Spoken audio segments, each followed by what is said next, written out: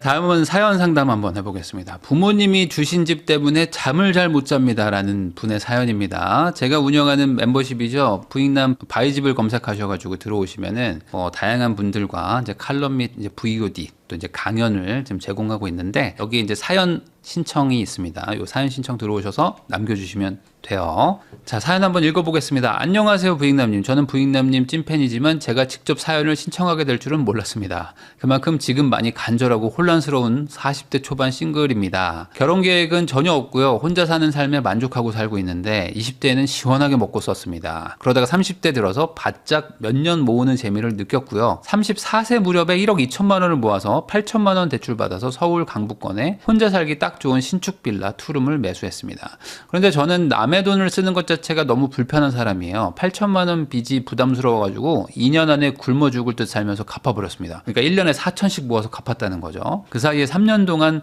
보증금 2천만 원에 75의 월세를 주고 나는 모았는데 세를 준 지 1년 만에 제가 먼저 세입자한테 연락해서 보증금 1,000만 원을 돌려줬어요. 이분은 이제 보증금도 대출이라고 생각하는 극도로 대출을 싫어하는 사람인데 보증금은 대출이 아니죠. 보증금은 이 사람이 월세를 안 낼까봐 집을 난장판을 만들까봐 사전에 돈을 이제 쥐어놓고 수리비나 뭐 이런 월세를 이제 충당하기 위한 담보금이기 때문에 이걸 돌려주는 거는 잘못된 거죠. 집주인 입장에서. 근데 이분은 그런 개념이 없던 초보자 시절 때 그냥 남의 돈을 쥐고 있는 게 불안해가지고 막 갚은 거예요. 그러다 보니까 이제 엄마한테 등짝을 맞았습니다. 또 미쳤냐 하면서 레버리지라는 개념이 전혀 없는 그런 여자분이신 거예요. 자, 빚을 다 갚고 세입자를 보내드린 뒤에 드디어 제 집에 들어가서 행복하게 살고 있었어. 그러니까 이분이 뭐 불만이 없어요. 그러니까 나는 2억짜리 서울 빌라 하나 사가지고 어차피 뭐 결혼도 안 할 거고 나는 뭐 직장도 있고 뭐 탄탄하니까 그냥 즐겁게 살고 있는데 사건이 터졌습니다. 겁이라고는 1도 없는 저희 엄마가 작년 8월에 경기 북부 소재의 신축 브랜드 아파트 30평대를 계약금 3,400에 프리미엄 500을 얹어가지고 6억 8천짜리를 계약을 하고 왔습니다. 그것도 모자라가지고 같은 지역의 다른 단지까지 본인 명의로 또 하나 계약하시면서 저한테 이렇게 말씀하셨어요. 남동생 장가 갈 때도 돈을 써줬고 너는 결혼도 안 한다니까 이 분양권을 너한테 주마. 둘 중에 뭐가 더 마음에 드냐. 무슨 이제 금도끼 은도끼 같은 거죠. 저는 뭔가에 홀린 듯 더 좋아 보이는 아파트를 선택했고요. 복잡한 서류를 며칠에 걸쳐 떼어가지고 증여를 받게 됐습니다.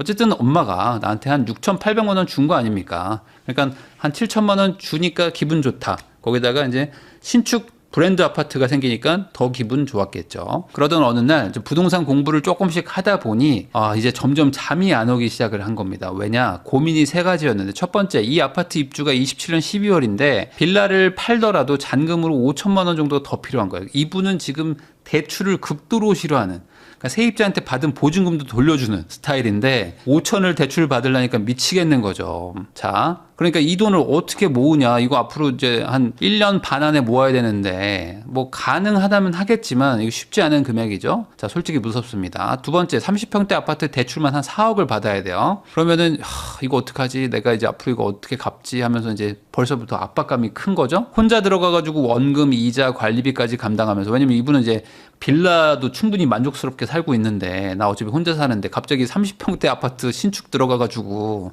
살으려니까 엄마가 주긴 해가지고 받았는데 이거 어떡하지? 라는 겁니다. 월 300만 원 정도 내야 돼요. 그러니까 답답하시겠죠, 이분도. 셋째, 경기도 북부라는 입지가 앞으로 상승 여력이 있는지 의문이 들면서 차라리 포기하고 싶은 마음도 생깁니다. 서울 강북권이라면 7억짜리라도 어떻게든 도전해 보겠는데 강북권보다 더 머니까 이거 맞는 거야? 하면서 이제 절망이 커지고 있다. 현재 저는 프리랜서로 월 5, 600만 원 정도는 법니다. 종합보험 11만 원, 실비 3만 원, 통신비 4만 원, 생활비 포함해서 150에서 200 정도로 쓰고 있으니까 한 3, 400만 원 정도를 저축하는 거예요.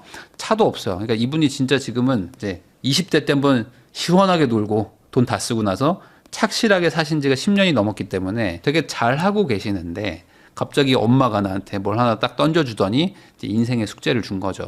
현재 자산은 빌라 약 2억 원짜리고요. 이게 거의 10년 됐는데 가격이 거의 안 올랐나 봐요. 주식과 연금 수익률 30% 포함해서 약 7천만 원, ISA 계좌에 수익률 7% 포함 3,500만 원, 현금이 1,500만 원 정도 있습니다. 엄마 성화에 떠밀려 가입한 변액 연금보험, 이거 정말 위험한 거죠. 이거 안 하셨으면 좋겠는데 이걸 월 50만 원씩 10년을 부었고요. 27년 1월이 만기입니다.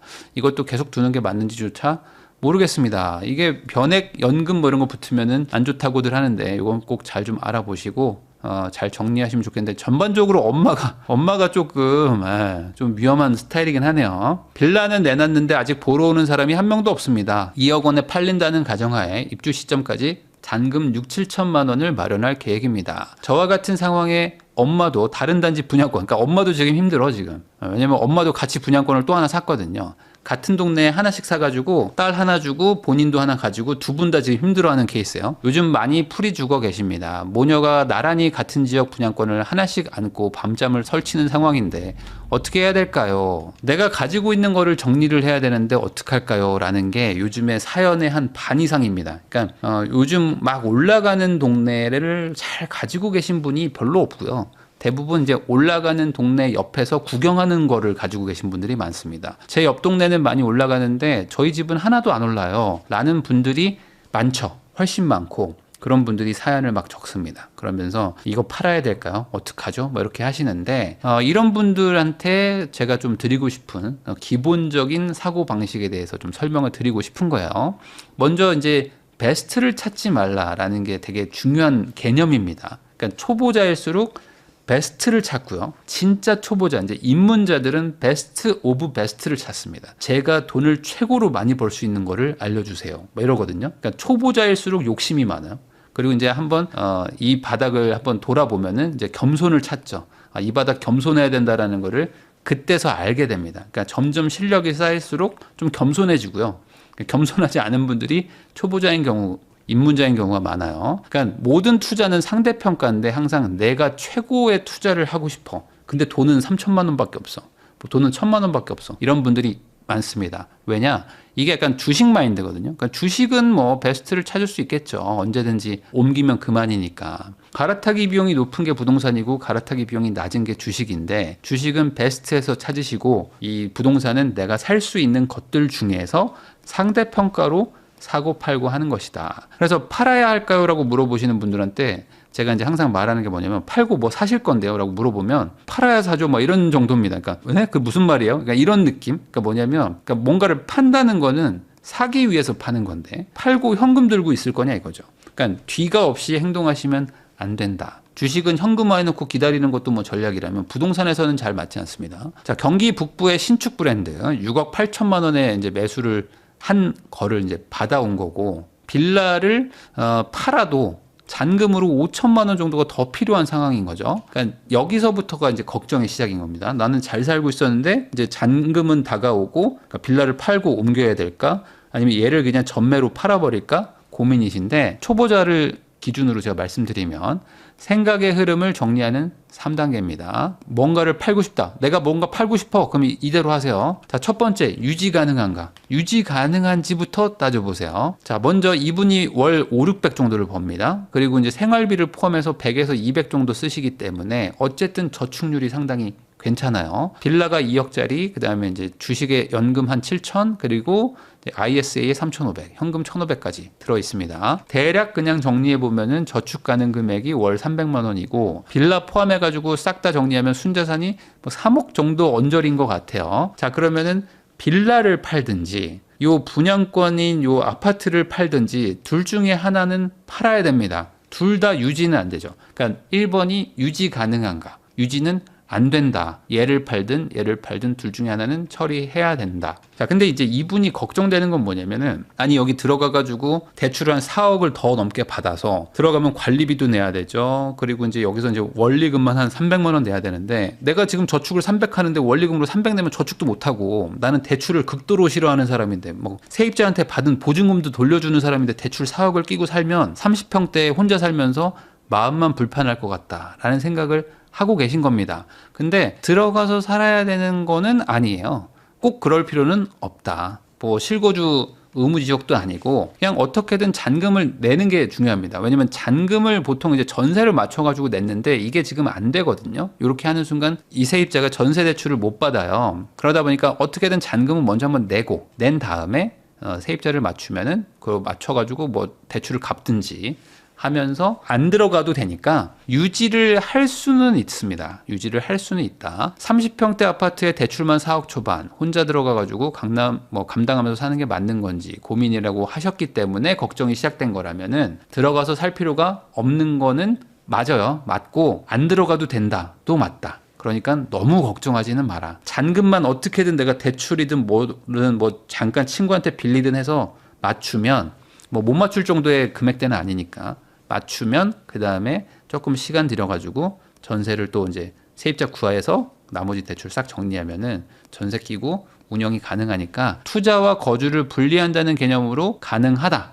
여기까지 이제 한번 판단이 왔죠. 자, 그 다음에 두 번째 이제 제가 하라고 했던 상대평가. 상대평가를 해봐야 됩니다. 그래서 이게 분양권이 너무 부담되니까 지금 팔아버릴까요?가 지금 이 질문이었다면은 그 질문을 바꿔야 됩니다. 이거는 틀린 질문이죠. 자, 나는 이미 빌라를 가지고 있는 1주택자입니다. 근데 이 분양권이 나한테 딱 들어왔기 때문에 둘 중에 뭐를 가지고 가야 되죠? 라고 VS를 붙이는 게 좋은 질문인 거죠. 얘를 팔까요가 좋은 질문은 아닙니다. 자, 둘 중 하나는 선택해야 돼요. 둘 다 유지는 못한다고 그랬으니까. 그럼 두 개부터 비교를 해야죠. 자, 강북에 있는 2억짜리 빌라와 경기도 북부권에 있는 7억짜리 신축 아파트. 둘 중에 뭐가 더 투자성이 좋을까요? 여러분들, 시청하시는 분들 한번 댓글 달아주세요. 뭐 이거는 아마 어딘지 무언지 몰라도 그냥 얘 아닌가요? 라고 다들 얘기를 하실 겁니다. 왜냐면 빌라가 2억짜리 빌라가 뭐 어디든지 뭐 있긴 있지만 보통 지금 시대에 빌라가 2억이다? 그러면 별로 이렇게 상태가 좋지 않을 확률이 높고 그리고 뭐 어떤 개발 가능성이 없기 때문에 저가격일 확률이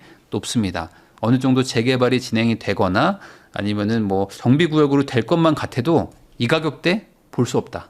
그러니까 얘는 거의 투자 가치가 없다고 봐야 돼요. 옛날에 2억 주고 샀는데 지금도 2억이니까. 그러면은 상대평가 하라고 했잖아요. 뭐 어려울 게 없습니다. 자, 지금 GTX-C가 공사를 뭐 할까 말까 하고 있습니다. 지금 착공은 했는데 사실상 이제 형식적인 착공이었고 뭐 진행이 거의 안 되고 있습니다. 안 되고 있는데 지금 공사비를 증액을 해가지고 할 것 같기는 해요. 이걸 아마 이번 정부 안에서 하겠죠. 시작을 할 거라고 좀 보기 때문에 경기 북부에는 사실상 지금 GTX-C가 거의 유일한 희망 같은 느낌입니다. 왜냐면 이게 교통이 안 좋아서 상대적으로 그 거리적 이점을 좀 못 느끼는 것도 있는데 GTX-C가 들어오면 이게 삼성역을 관통하죠.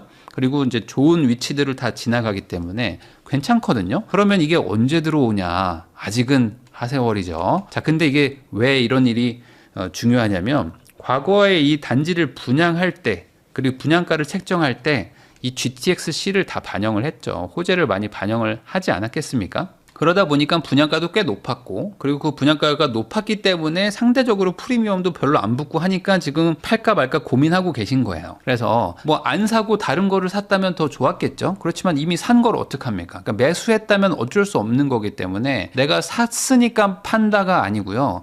빌라랑 얘랑 둘 중에 뭐를 남겨야 되죠가 좋은 질문이에요. 자, 준공까지 긴 시간 남았으니까 당연히 뭐 좋은 건 아니지만 그럼에도 불구하고 가지고 있으니 얘를 남긴다. 초등학교 1학년 아이를 키우는 3인 가족으로 상상하시는 게 부동산 투자를 판단할 때 가장 뭐랄까 쉬운 방법 중에 하나입니다. 그러니까 내가 뭔가 잘 모르겠어. 이게 좋은지 아닌지 잘 모르겠으면 내가 빙의가 되는 거예요. 초등학교 1학년짜리 뭐 여자아이를 키우는 3인 가족이라고 생각하고 내가 아내거나 뭐 남편이거나 라고 빙의가 돼가지고 역할극을 한번 해보세요.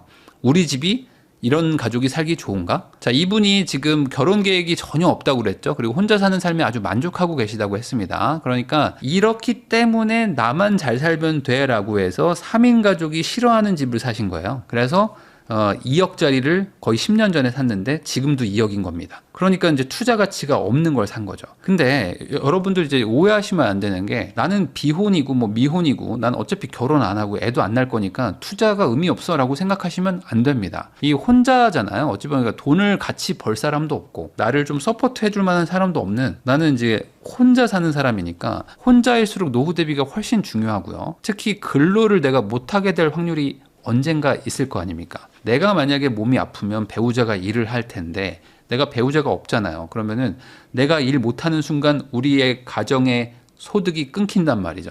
상당히 리스크가 있죠. 그러니까 근로 외 소득도 중요하게 챙기셔야 됩니다.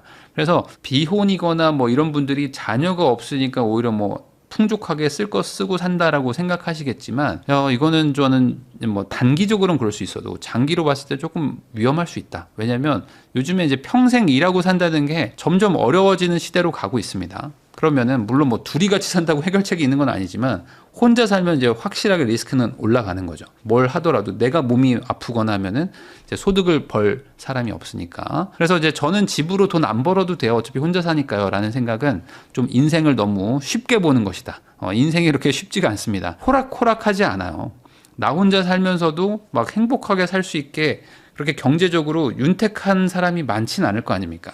대부분 둘이 벌어도 막 힘든데 혼자 벌면서 여유롭게 살 수는 없단 말이죠. 그래서 집으로 돈을 안 벌어도 된다는 거는 너무 조금 뭐랄까 약간 오만한 생각이에요. 그러니까 집으로도 돈을 버시고요. 딴 걸로도 돈을 벌어도 모자란 게 돈이다. 오늘 우리 집을 한번 둘러보세요. 그러니까 아이를 키우는 3인 가족이 살기 좋은 동네인지 주거 환경인지 구조인지 한번 보시면은 왠지 좀 우리 집이 혼자 살긴 좋은데 가족이 살긴 좀 불편하겠다. 나가 보니까 막 담배 피는 아저씨들도 너무 많고 막 동네가 좀 약간 으슥한 게 애 키우기 무섭겠는데? 라는 생각이 들면 투자 가치가 떨어지는 것이다.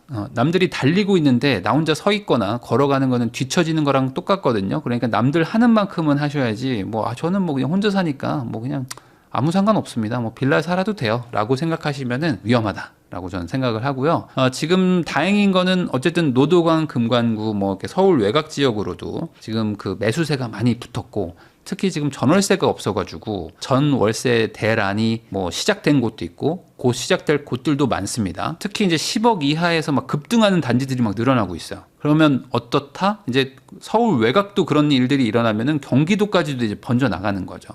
그러면은 인근 지역도 막 오기 때문에 굳이 뭐 투자 가치가 없는 빌라를 끌고 갈 필요는 없으니까 이거 매각하시고 그 다음에 저 분양권을 지키는 쪽으로 생각한다. 자, 그러면은 여기서 끝인가? 아닙니다. 대안이 없는가를 꼭 생각을 해봐야 됩니다. 다음번, 그러니까 세 번째 스텝은 대안을 생각하기. 보유 편향이라고 해서 보유한 자산을 과대평가하고 그 자산을 팔지 않으려는 심리적 경향이 있습니다. 그러니까 내가 가지고 있는 건 왠지 좋아 보여. 그러니까 내 빌라는 좋아 보이고 엄마가 준 분양권은 나빠 보이는 거예요. 이런 거란 말이죠. 근데 이 보유 편향도 조심을 해야 됩니다. 그러니까 다 팔아도 돼요. 그러니까 다 팔아도 됩니다. 근데 그냥 이 둘 중에 하나만 남길까? 라는 것도 이 보유 편향인 거죠. 자, 그래서 질문을 바꿔보면은 빌라를 팔까요? 분양권을 팔까요? 말까요? 이게 아니고 내가 지금 현금으로 다 팔았어요. 이미 다 팔고 무주택자예요. 그리고 내가 현금을 딱 들고 있다고 칩시다. 그러면 지금 이걸 살 것인가? 이 분양권을 살 것인가? 라고 생각하시면 조금 더 쉽습니다. 그러니까 현금 들고 있다고 생각하면 이걸 살까요? 라고 물어보면 안 살 건데요 하시면 팔면 된다. 대안이 있느냐 없느냐가 중요한데 대부분 어떤 거를 팔까요에 집착하시는 분들은 대안이 없어요. 대안이 없으니까 팔고 싶어요. 그럼 뭐 사실 거예요? 모르겠는데요? 라고 하거든요. 그러니까 대안이 없으면 우선 팔진 마세요. 팔진 마시고 좀 기다려도 됩니다. 빠지면 어떻게 해요? 조금 빠질지언정 기다리세요. 그게 맞아. 무조건 팔고 나서 뭐 답이 나오는 게 아니거든요. 그냥 그게 빠지는 게 걱정되면 빨리 대안을 찾는 게 좋습니다. 그래서 대안이 없는데 우선 매각하지 절대 마시고 일시정지한 다음에 다른 방법 없나? 근데 아마 이분은 지금 주식도 하고 계시기 때문에 뭐 분양권 팔아가지고 뭐 좋은 주식 사면 되는 거 아닌가? 뭐 지금 그냥 나스닥에 다 그냥 올인하면 되는 거 아닌가요? 라고 생각하실 수도 있는데 이것도 마찬가지입니다. 주식도 똑같은 거죠. 지금 산다면 살 것인가? 그러니까 내가 그동안 수익률이 높았기 때문에 지금 뭐 저는 주식이 잘 돼가지고 더 투자하려고요. 그건 과거에 투자한 내가 한 주식이 잘 된 거고 오늘 투자하는 내가 사는 주식이 잘 된다는 보장은 없는 거잖아요. 그러니까 무작정 그냥 이것도 보유 편향인 겁니다. 그러니까 주식을 가지고 있어서 돈 벌었으니까 주식하면 되는 거다라는 것도 보유 편향. 그 전설적인 펀드맨이죠. 피터 린치가 한 유명한 말이죠. 수익을 당연하게 여기는 생각은 주가가 큰 폭으로 하락하면은 확실하게 치유된다. 이번에 이란 전쟁 발발되고 삼성전자 쭉 빠지고 하이닉스 막 무너지고 막 나스닥 막 다 막 붕괴되고 했을 때 여러분들 어땠습니까? 주식 가지고 계셨던 분들 막 참회합니다. 뭐 피터 린치 죄송해요. 뭐 이런 거 했었죠. 이제야 뭐 깨달아요. 막 이런 거 하셨던 그 기억을 생각해 보세요. 그게 고작 한 달 전, 두 달 전입니다. 근데 다시 또 수익을 당연하게 생각하시면 안 되겠죠. 투자로 돈 버는 거 절대 쉽지 않습니다. 다행히도 잔금까지 시간이 많기 때문에 대안이 없는데 급할 것도 없으니까 빌라 급매로 팔아야 된다도 아닙니다. 어차피 내가 지금 실거주하고 있는데 언제든지 팔면 되는 거지. 절대 하면 안 되는 게 이겁니다. 막연한 상상의 어떤 상대가 있어요. 그 상대랑 베스트 수익률 싸움을 하는 겁니다. 저 인터넷에 봤더니 누가 뭘 사가지고 막 주식으로 2배를 벌었대요. 근데 그게 그 수만 명, 수십만 명의 한 확률로 그 사람이 나타난 건데 마치 내 옆에 있는 사람이 그렇게 된 것 같이 착각하는 경우가 있습니다. 그러니까 수익률 싸움 하려고 하지 마세요. 그 사람이 과거에 한 게 잘 된 거지 내가 지금 그거 한다고 해서 되는 것도 아니다. 그러니까 그런 쓸데없는 거 하지 마시고 그 시간에 나만의 대안을 찾아야 된다. 자, 마지막으로 부모님이 하면 안 되는 거를 꼭 말씀을 드리고 싶은데 여기 지금 만약에 뭐 50대, 60대, 70대 분들이 보고 계시다면은 지금 요 사연자의 어머니 같은 케이스가 꽤 있거든요. 그러니까 이 분양권을 너한테 주겠다. 둘 중에 뭐가 더 마음에 드냐라고 이제 어머니가 이제 하사를 했단 말이죠. 근데 이거를 이게 부모님들이 보통 이제 집을 너한테 준다 이렇게 생각을 합니다. 근데 이게 주는 게 아니에요. 이게 집을 주는 게 아니라 6억 8천짜리에서 7천만 원 계약금 내고 이 6억 8천짜리에서 한 4천만 원 정도였죠. 계약금을. 그러니까 계약금 한 4천 정도 주고 나머지 6억의 부채를 그냥 딸한테 준 거예요. 그러니까 이게 집을 줬다고 생각하시면 안 되죠. 그러니까 6억 4천짜리 부채를 넘긴 거지. 그런데 이거를 많은 부모님들이 우리 아이를 위한다고 이런 일들을 합니다. 보험도 마찬가지죠. 보험을 미리 너 거를 좋은 걸 내가 하나 들어놨어. 그러니까 너 취업했으니까 네가 가져가. 뭐 이렇게 얘기를 한단 말이에요. 아니 내가 원하지도 않았는데 엄마가 막 20만 원짜리 보험을 가입을 하더니만 내기 좀 힘들었던지 애가 취업하니까 바로 그냥 딱 넘긴단 말이에요. 변액보험 같은 것도 마찬가지죠. 너 이런 거 들어놔야 돼 하면서 막 월 50만 원짜리를 강제로 가입을 시킨단 말이에요. 부채를 주는 거를 뭔가 자산을 주는 걸로 착각하시면 안 되는데 너무 많은 분들이 이런 것들을 합니다. 이 물고기를 주지 말고 뭐 잡는 법을 알려줘라라고 하는데 많은 분들이 이 잡는 법을 알려준다고 생각하는 것 중에 착각하는 게 뭐냐면 잡는 법을 알려주는 게 아니고 그냥 물가로 데려가는 거야. 그냥 자 내가 너 분양권을 사는 법을 알려주겠다가 아니고 야 내가 분양권을 샀거든 자 그냥 너 가져가 이런 거예요. 그러니까 물가에 그냥 던져버리는 거야. 낚싯대 하나 주고 너 알아서 이제 잡아라 라는 거죠. 그러다가 애가 쓸려간다. 그러니까 이런 생각들 하지 마시고 차라리 공부를 하라 뭐 이런 것들을 하시든지 뭐 책을 사주든지 뭐 이런 거를 하셔야 되는 거지. 차라리 아니면 뭐 돈을 주든지 뭐 그런 게 좋지. 무언가를 산 다음에 뭘 가입을 한 다음에 야 명의를 네가 가져가라. 야 이거 오피스텔 지금 상황이 너무 안 좋다. 내가 3주택이라서 뭐 종부세가 나올 것 같으니까 너 이거 오피스텔 가져가라. 뭐 이런 식으로 하는 거는 나도 힘들고 자녀도 힘들고 모두가 힘든 길이니까 그런 것들을 안 하시면 좋겠다는 말을 끝으로 상담을 마무리하도록 하겠습니다.